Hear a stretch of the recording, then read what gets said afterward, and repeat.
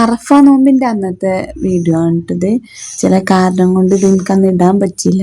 അന്ന് ഇടണം എന്ന് വിചാരിച്ച് എടുത്ത വീഡിയോ ആണ്.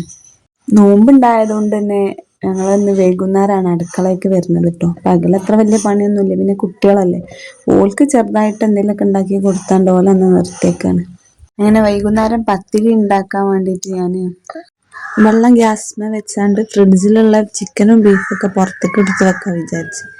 അതൊക്കെ പെരുന്നാളിൻ്റെ അന്നൊക്കെ ഉള്ളതാണ് കേട്ടോ. അപ്പോൾ അത് കുറച്ച് നേരത്തെ കിട്ടിയപ്പോൾ ഫ്രിഡ്ജിൽ വെച്ചാണ്. അപ്പം അതിന് തന്നെ ലേശം എടുത്തുകൊണ്ടാണ് രാത്രി വൈകുന്നേരം നോമ്പ് തുറക്കുന്ന ടൈമിന് കറി ഉണ്ടാക്കുന്നത്.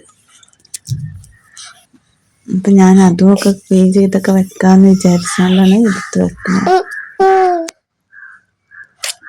പണികളൊക്കെ പെട്ടെന്ന് തീർത്താൽ രാത്രി കുറേ അധികം പെരുന്നാളിനും ഞങ്ങൾ കിടക്കണമെങ്കിൽ 2:30-3 മണി ആവലുണ്ട്. അപ്പം ഈ പെരുന്നാളിന് നമുക്ക് കുറച്ച് നേരത്തെ കിടക്കുക, അത്ര ടൈമൊന്നും ആവണ്ട. അതുകൊണ്ട് നമുക്ക് പെട്ടെന്ന് തന്നെ തീർക്കാമെന്ന് വിചാരിച്ച്.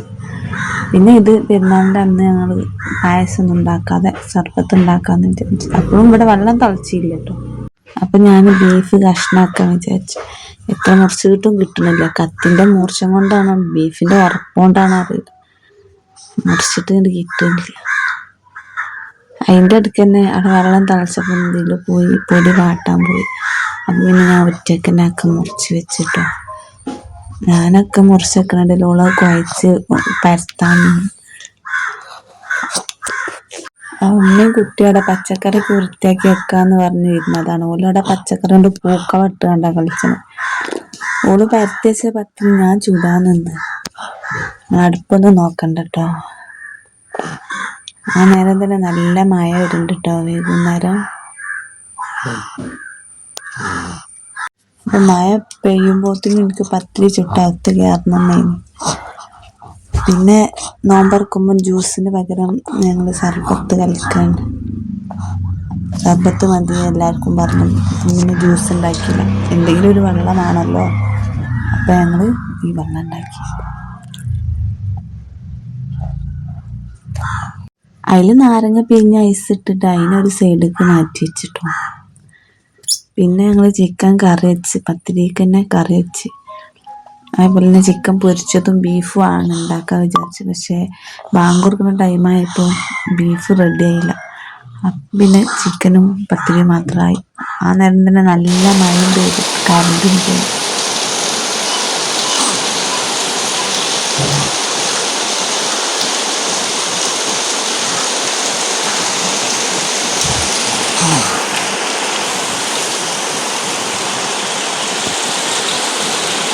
മഴ നിന്നപ്പോൾ ഇത് ബാങ്ക് കൊടുത്തു. പിന്നെ ഞങ്ങൾ നോമ്പൊക്കെ പറഞ്ഞ് ചായയൊക്കെ കുടിച്ച്. എന്നിട്ട് ഞങ്ങൾക്ക് നാളത്തെ പെരുന്നാളിനെ കുറിച്ചാണ് കേട്ടോ. അപ്പം ഞങ്ങളിങ്ങനെ ചർച്ച ചെയ്യണം, ഇങ്ങനെ ചെയ്യണം എന്നൊക്കെ വളരെ സന്തോഷത്തോടു കൂടി. പിന്നെ അതിൻ്റെ ഇടയ്ക്ക് ഞങ്ങൾ നോമ്പൊക്കെ പറഞ്ഞതല്ലേ, അപ്പം എന്തെങ്കിലുമൊക്കെ തിന്നാൻ കിട്ടുന്നതൊക്കെ തിന്നിട്ടു. അപ്പം നല്ല കർമൂസ പോത്തുണ്ടായിന്, അത് ചെത്തി തിന്ന്. അത് കഴിഞ്ഞപ്പോൾ മുള്ളൻ ചക്ക ഉണ്ടായിന്, അതും പോത്തിട്ട്. അങ്ങനെ അതിമൊന്നും കഷ്ണമൊക്കെ എടുത്ത് കൊടുത്തു. അങ്ങനെ അതും തിന്ന്. നോമ്പ് പറഞ്ഞാൽ നമുക്ക് വലിയ പണികളൊന്നും ഇല്ലേനി കേട്ടോ. ബിരിയാണി ഉണ്ടാക്കാൻ വേണ്ടി കുറച്ച് ഉള്ളി അരിഞ്ഞ് വെക്കുന്ന ഒരു പണികളുള്ളൂ.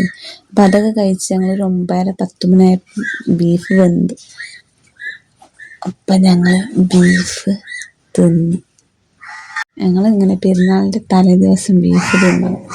ബാക്കി കഴിഞ്ഞ എല്ലാം ക്ലീനിങ്ങും കഴിഞ്ഞ് ഞങ്ങൾ മൈലാഞ്ചി ഇടാൻ നിന്നു.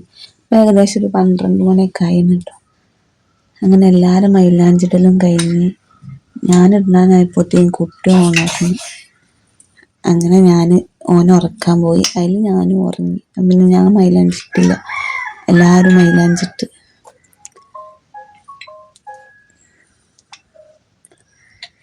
പിന്നെ പിറ്റേ ദിവസം ഞങ്ങൾക്ക് ഇങ്ങനെയാണ്. സ്വപ്നത്തിൽ പോലും വിചാരിച്ചാത്ത സംഭവമായിട്ടോ. നമുക്ക് തലേന്നൊരു എന്താ പറയുക, ജലദോഷമോ അങ്ങനെ എന്തെങ്കിലുമൊക്കെ ഉണ്ടെങ്കിൽ പിന്നെ കുഴപ്പമില്ല. പക്ഷെ അതൊന്നും ഇല്ലാതെ ഞങ്ങൾ നല്ലപോലെ കിടന്നുറങ്ങിയ പിറ്റേ ദിവസം നീച്ചാൻ കഴിയില്ല, കണ്ണ് തുറക്കാൻ കഴിയില്ല. അതുപോലത്തെ തലവേദന. 1, 2, 3 ഗുളിക കുടിച്ച്. സാധാരണ ഒരു ഗുളിക കുടിച്ചാലൊക്കെ നമ്മളെ തലവേദന മാറും. ഇത് മാറും വിചാരിച്ച് മാറണില്ല. പിന്നെയും കുടിച്ച്, അതിൽ മാറും വിചാരിച്ച്, അതിലും മാറണില്ല. പിന്നെ ഒന്നുകൂടി കുടിച്ചു. അങ്ങനെ 3 ഗുളിക കുടിച്ച്, എന്നിട്ടൊന്നും മാറുന്നില്ല. അവസാനം നമുക്ക് ഹോസ്പിറ്റലിലേക്ക് പോകേണ്ടി വന്നു. ഹോസ്പിറ്റലിൽ നിന്ന് കുറേ ടെസ്റ്റുകളും MRI അങ്ങനെയൊക്കെ കുറേ കഴിഞ്ഞ് ഏതായാലും ഒരാഴ്ച ഹോസ്പിറ്റലിൽ കിടന്ന് ആ തലവേദനക്ക് ആ ഒരാഴ്ച മോളുണ്ട് കൂടെ ഉണ്ടായിരുന്നു കേട്ടോ, സ്കൂളും മദ്രസയിലും പോവാതെ.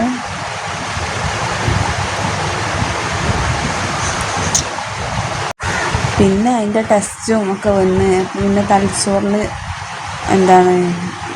പൗപ്പായാണ്ട് ഇൻഫെക്ഷനായിന്ന് റിസൾട്ടിൽ കണ്ടു. പിന്നെ അതിനുള്ള മരുന്നൊക്കെ കയറ്റി അടിച്ച് റെഡിയായി, കുറേയൊക്കെ റെഡിയായി. അങ്ങനെ ഒരാഴ്ച ഞങ്ങൾ ഹോസ്പിറ്റലിൽ നിന്ന്.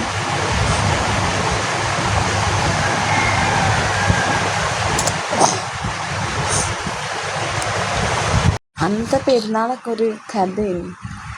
ഞങ്ങൾ ഫുഡൊക്കെ ഉണ്ടാക്കിയിട്ടുണ്ട്. കാരണം സാധാരണ മാറുന്നൊരു തലവേദന ഉണ്ടാവലുണ്ട്, മരുന്ന് കുടിച്ചാൽ മാറണം.